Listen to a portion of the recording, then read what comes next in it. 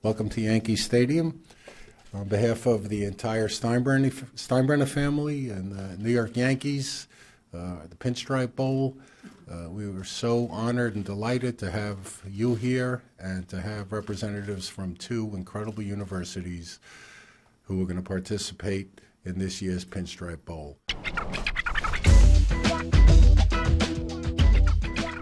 In its short existence, the new Era Pinstripe Bowl has become one of the most exciting college bowl games, and with the last three contests decided by a total of just 11 points, this year's matchup between Iowa and Boston College is promising to be just as electric.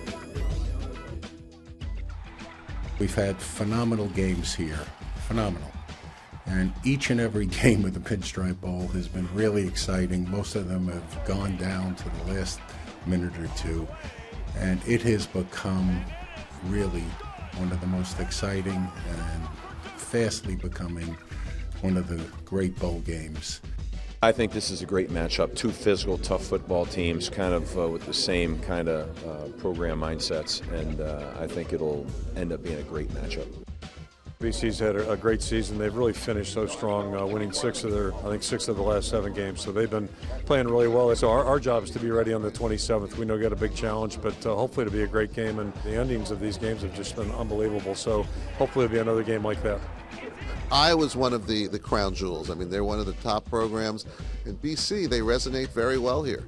I can tell you that before the season, if we had to draw up two teams, two schools that would play in this game, this combination would be right at the top. You know, it was conceived in 2010, so going into our 8th year, and this has exceeded all our wildest expectations. This has become a premier bowl, and I think the beauty of it is it's become New York's college bowl game. There was once a concern that it was too cold in the Northeast for a bowl game compared to warmer temperatures of other places. But there's one variable no other city can compete with: the bright lights of New York City.